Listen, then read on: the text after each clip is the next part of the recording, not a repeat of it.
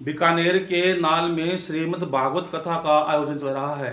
कथावाचक महाराज राजा राम ने की हमारे चैनल हिंदुस्तान से रूबरू से बातचीत। नमस्कार। बीकानेर के नाल में पिछले 5 दिनों से श्रीमद् भागवत कथा का रसपान महाराज श्री मुखारबिंद से करवा रहे हैं। आइए महाराज श्री से कुछ कथा के बारे में विस्तृत जानकारी लेते हैं। सबसे पहले तो आपका बहुत बहुत स्वागत है हमारे चैनल में। धन्यवाद, बहुत बहुत धन्यवाद है आप। महाराज जी, आज के समय में हर व्यक्ति सक्षम है, रुपए पैसे से भी है, संसाधन से भी है, लेकिन वही भागवत वाले श्रीमद् भागवत वाले 6 प्रश्न ही, उनमें से पहला प्रश्न यही आता है कि आदमी को शांति नहीं मिल रही। पैसा है, संसाधन है, हर चीज में अप्रूवल है, लेकिन शांति के लिए दर बदर भटक रहा है। उसके लिए क्या करना चाहिए? अब देखिए ये है कि जो शांति के लिए जो भटक रहा है, तो इसका यही है कि उनको अभी तक अच्छा गुरु नहीं मिला है, अच्छा उनको रास्ता नहीं मिला है। और यदि अच्छा कोई गुरु है और यदि वो रास्ता बता रहा है तो उनको अपन अपना नहीं रहे। मेन अपने में सबसे बड़ी कमी ये है कि अपन क्या अपना नहीं रहे। क्योंकि अब जैसे क्या है कि मैं ये बीकानेर क्षेत्र का रहने वाला हूँ और मैं दासुरी, मेरा रामद्वारा है, मैं राम से नहीं संत हूँ और शीतल पिता जी से हमारी ये कंठी ली हुई है। लेकिन मेन बात ये है कि यहाँ जो हम कुछ आकर के बताते हैं, लोग ये कहते हैं ये तो रोज यहाँ ही घूमते हैं, अब क्या बताएंगे।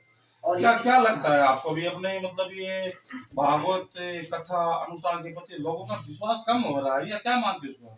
इसमें ऐसा है कि अभी क्या है कि ये कलयुग का दौर अब चालू हो गया है। क्योंकि ये कलयुग है जो क्या है कि 4,32,000 का कलयुग है, जिसमें 500,000 वर्ष कुछ अभी तक बीते हैं। तो कहने का मतलब है कलयुग है जो अपने मतलब घर से हम निकल पड़ा है। और अपन जैसे क्या है कि घर से निकलते हैं, अपने को कहीं जाना हो, बस पर चढ़ना हो, तो अपन पहले पूछते हैं बस कितने बजे आएगी, उस हिसाब से अपन निकलते हैं। तो अब ये कलयुग क्या है, निकल पड़ा है। तो कलयुग को पता है कि कोई भी धार्मिक काम करेगा तो उसको करने नहीं देगा। इसलिए क्या है कि उनको थोड़ा भटका देगा।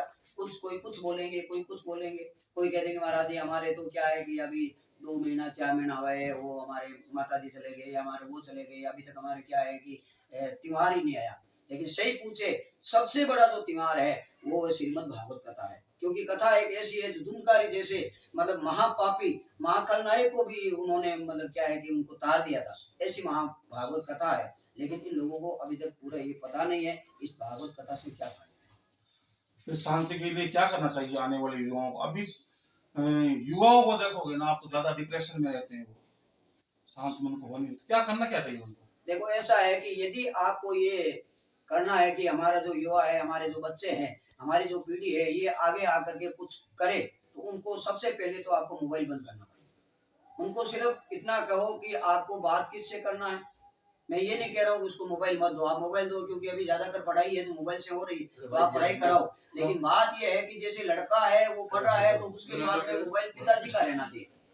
क्योंकि वो 24 घंटों में ज्यादा से ज्यादा 4 घंटा पढ़ेगा, 5 घंटा पढ़ेगा, 6 घंटा पढ़ेगा, जितना उसको पढ़ना है उतना तो है ना। जो क्या है कि वो मोबाइल है जो पिता है उसको बच्चे को दो, उसके बाद में है जो मतलब क्या है कि आपके पास में रखे। सबसे पहले मोबाइल की आपने बात की तो मुझे सार्वजनिक तौर पर मैं किसी प्लेटफॉर्म का नाम तो नहीं लूंगा, लेकिन जिन अपने सनातन संस्कृति में जिन रिश्तों को लेकर के मर्यादा थी, उन रिश्तों को तार तार करते हुए कुछ प्लेटफॉर्म है जो ऐसी वीडियो दिखा रहे हैं, बड़े प्लेटफॉर्म में दिखा रहे हैं, उनके बारे में क्या कहना चाहोगे? अब देखो ऐसा है कि मैं ये नहीं कह रहा हूँ कि भाई मोबाइल है जो सही नहीं, मोबाइल सही है। लेकिन आजकल क्या है कि लोग थोड़ा सा इसको अलग हट करके वो से इसको चलाने लगे। तो मेरा कहना ये है कि उन बच्चों को ये मत चलाना। जैसे अभी हमारे गिरधारी जी है, कुमार है, ये अपने यहाँ मटकियाँ और कमा करते हैं और अपना धंधा चलाते हैं। मैं यहाँ आया, मैंने कहा भाई मेरे को कथा करना है। हमारे ये पुजारी जी हैं मंदिर के, तो इन्होंने भी मोड़ा राम जी ने बोला कि महाराज जी चलो आप यहाँ कथा करो, तो हमने यहाँ कथा रखी है। तो मेरे कहने का भाव ये है कि हम यहाँ अब ये मुझे मतलब क्या रास्ता दिखाया, तभी तो मैं यहाँ आकर कथा कर पाया, और नहीं तो मैं कैसे करता। तो क्या है कि आप बच्चों को मोबाइल दो, लेकिन जो मोबाइल है उसको देखते रहोगे। ये बच्चा हमारा जो मोबाइल में क्या देख रहा है, कितनी देर पढ़ रहा है, फिर बाद में स्कूल जाता है तो ये भी पता करो हमारा बच्चा स्कूल गया है तो ठेठ पहुंचा है या नहीं पहुंचा है।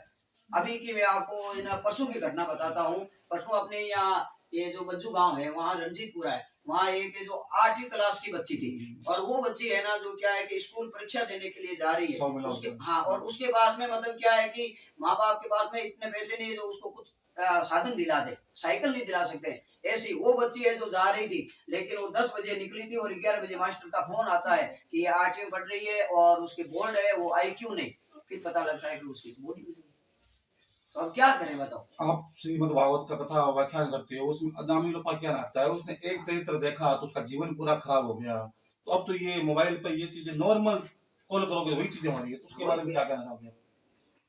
देखो अब इसमें क्या है कि अब इसे यदि कहे कम करो, लेकिन कम कोई करने वाला है नहीं। भगवान की ओर की तो लोग कम चढ़ाते हैं, दूसरी वो ज्यादा चढ़ा दे। अब वही अजामिल है जिन्होंने मतलब क्या है कि एक अलग जो मतलब क्या रास्ता अपनाया, तो वो है जो बर्बाद हो गया। और वही है जो क्या एक संतों की वाणी से अपने पुत्र को नाम नारायण रख दिया था, तो उसी नारायण की वजह से वो उनका भगवान का विमान आया और वो भगवान के धाम चला गया। तो कहने का मतलब ये है कि आप जैसे अभी चल रहे थे, यदि आपके मन में भाव आया कि यहाँ मुझे लगता है कि भाई कथा है, चलो हम पूछते हैं भाई कथा है, कहाँ है महाराज जी, कहाँ रहते हैं, तो आप इतना प्रयास किया तब यहाँ पहुंचे। नहीं, आप देखते क्या है, दो है जो सारणी लगी हुई है, कोई खास नहीं है। तो फिर इसका मतलब ये है कि आप है जो हिंदू धर्म सनातन के बारे में इतना नहीं कर सकते। तो सबकी अलग अलग सोच होती है। आप अपने मुखारबिंद से हमारे ऑडियंस को क्या कहना चाहेंगे सनातन धर्म के लिए, आने वाले युवाओं के भविष्य के बारे में क्या कहना चाहेंगे? हम तो यही कह रहे हैं कि भाई जो सोशल मीडिया चल रहा है, इसको है ना जो क्या है कि अपने सिर्फ धार्मिक दृष्टि से उसको देखें, उसके अलावा इसको देखें नहीं। और जैसे हमारे साथ में मतलब क्या शास्त्री जी रहते हैं, तो इनका एक ही स्वभाव है, ने तो कोई मोबाइल के सामने आते हैं, ये भी ऐसी बात नहीं है कि मोबाइल नहीं रखते हैं, ये मोबाइल रखते हैं। तो ये भी है ना जो सिर्फ मोबाइल क्यों रखते हैं, क्योंकि ये किसी को मतलब क्या कुछ बताना हो इसलिए ये फोन कर दे तब रखते, नहीं तो नहीं रखते। तो मेरे कहने का मतलब ये है कि आप यदि सोशल मीडिया पर मतलब जो भी आप देखना चाहते हो, तो हिंदू धर्म सनातन के बारे में जो भी आपको रील आए वो देखो, और ज्यादा से ज्यादा अपने बस यही है कि हिंदू धर्म सनातन में अपन कैसा बचे, इसी के बारे में आप सोच के। और मैं वैसे यही कहना चाहता हूँ, ज्यादा मुझे कुछ आता है नहीं। अपने बारे में, अपने उद्देश्य लक्ष्य के बारे में बता सकते हैं? अब हमारा क्या लक्ष्य है, सब ऐसा है कि हम तो पिताजी के साथ में रहते थे, यहाँ गड़ियाला है, गड़ियाला में पिताजी की जमीन जगह थी, लेकिन परमात्मा ने ऐसी कृपा की जो अभी इसमें आगे बेग में। तो मैंने ये सोचा कि हम बेग में आए गए हैं तो लोगों को जगाएं। तो सबसे पहले मैंने क्या है कि सिर्फ मेरे मुख से वाणी बोल करके और भगवान का कीर्तन करते हुए मैं प्रभात फेरी देता, जिसमें लोग सिर्फ क्या 8, 10, 20 आते थे और नहीं भी आते थे। उसके बाद में मैंने एक स्पीकर लिया, उसके साथ में लगा दिया, और लोग क्या है कि उनके साथ में थोड़े चलने लगे। फिर मैंने कहा कुछ और करें, उसके बाद में एक मैंने छोटी गाड़ी और ली। फिर बाद में अभी ये गाड़ी ली, तो इसमें कम से कम हमारे 100 से 250-300 लोग हैं जो प्रभात फेरी में आते हैं। और जहाँ हम जाते हैं तो लोगों को ये कहते हैं कि सुबह जल्दी उठना चाहिए, क्योंकि सूर्य भगवान है जो उगता देखना चाहिए, डूबता नहीं देखना चाहिए। तो ये भी हम लोगों को ये समझाते हैं। और माताएं बहनें भाई बंधु है, इनको ये कहते हैं कि अपने जो गृहस्थी में जो अपना जो कर्तव्य है सबसे पहले वो निभा करके, और उसके बाद में आगे जो रास्ते हैं।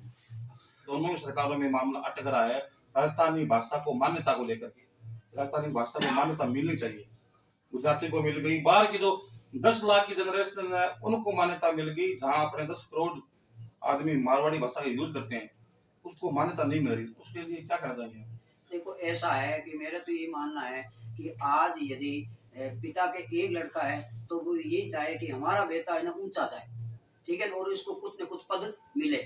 और यदि किसी के 10 है तो वो ये नहीं सोचेगा कि भाई एक बच्चे को हमारा ऊंचा पद मिल जाए बाकी चाहे नहीं मिले, नहीं, वो ये चाहता है कि हमारे 10 है तो 10 ही है ना जो ऊंचे पद पर जाए, और हमारे जो हमें जो चीज हासिल करनी है वो हमें मिले। तो हम यही कह रहे हैं कि हमारी ये भाषा है तो हमें ये मिलनी चाहिए, और इसका है जो मतलब क्या पूरा हम समर्थन करते हैं आपके इस मीडिया के माध्यम से, हम यही कहना चाहते हैं। मराठी से बात की, बीकानेर से सहयोगी के साथ राजेश व्यास, हिंदुस्तान से।